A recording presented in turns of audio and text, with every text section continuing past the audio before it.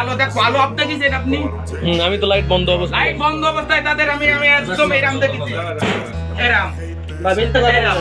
সত্যি কথা। এবার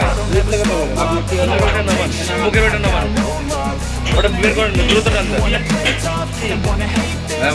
কি করছেন?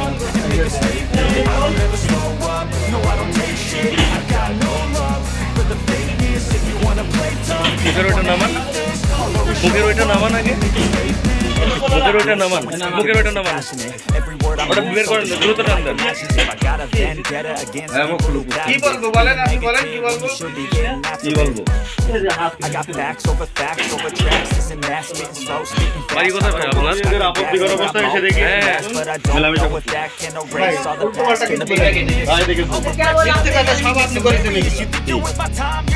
আমি কেবল 10 মিনিট আগে বলছি। ফাঁকা বাড়িতে আপনি কি করতেছেন? আমরা একসাথে চাকরি বাকরি করি। চাকরি বাকরি করেন, ওনার যেহেতু হাজবেন্ড নেই, আপনার তো আসার কথা না বাড়িতে, তাতে তালা দেওয়া দিচ্ছি। বাইরে তো আমার যা থাকতেই পারে। আপনারা দুজন ভেতরে যেটা দাঁড়ান দাঁড়ান, দাঁড়ান দাঁড়ান, অধৈর্য হবেন না, অধৈর্য হবেন না। আমি আমাকে কথা বলতে দেন। আপনার বাড়িতে তালা দেওয়া কেন থাকবে? আপনার বাড়িতে কেন তালা দেওয়া? সবসময় একজন অপরিচিত পুরুষ আসছে তারপর তালা মারতে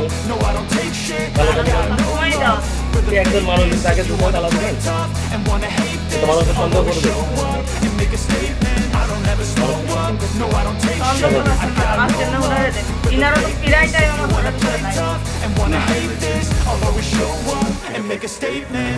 তাহলে আপনার হঠাৎ আজকে আসার কারণ এখানে? আমি শুনেছি সে অসুস্থ, তাই দেখতে আসছি।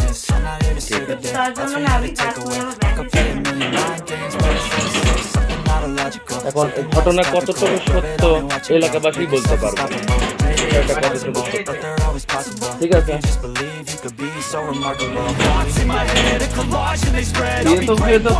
লোক নিয়ে বোঝা যায় না, আর ঠিক আছে, প্রতিনিয়ত এরকম ঘটনা। আমি আপনাকে পরিচয় দিচ্ছি, সব দিচ্ছি, সব দিচ্ছি। আগে আপনার স্টেটমেন্ট আপনার প্রতিদিন কেন আপনার ঘরে মানুষ আসবে? এই এলাকাবাসী কি মিথ্যা কথা বলতেছে? এনাদের আমার সাথে একটা বিষয়টা নিয়ে সমস্যা আছে।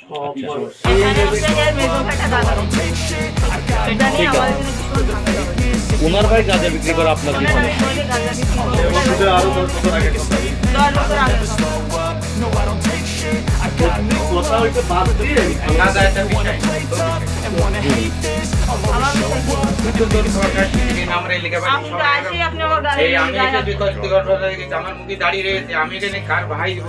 পরিচিত আমার সম্বন্ধে তো জানি, ভোটে দাঁড়ালি পাস, আর শুধু তোর সাথে আমার সম্পর্ক তো ভালো, কিন্তু আমি যেটা দেখেছি খারাপ।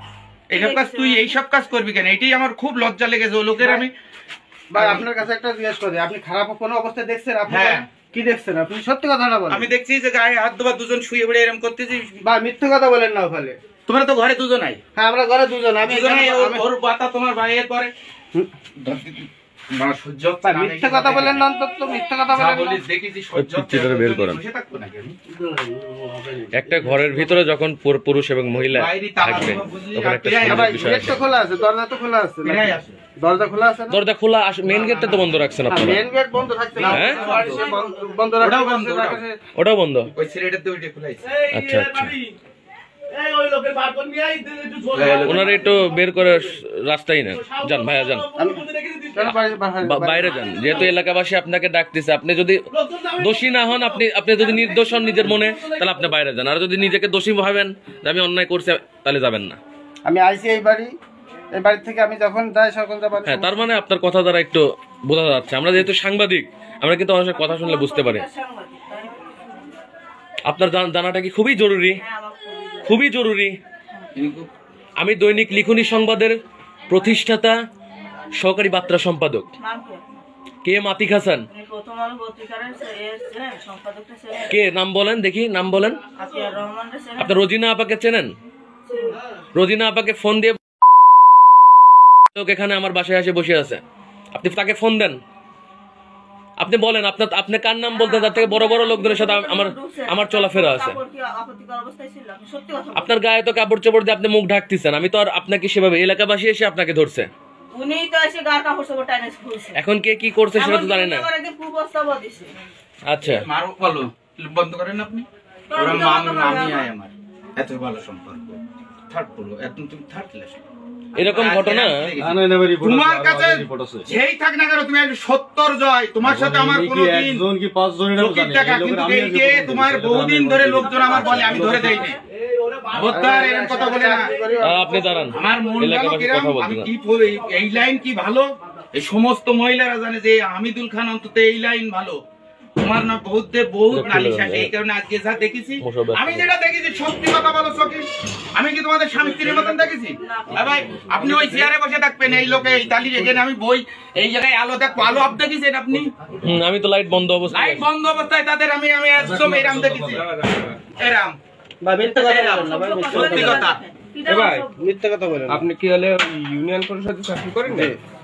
দাঁড়ান, আপনার লেগে রিপোর্ট আছে সেটা না আমি ফোন দিচ্ছি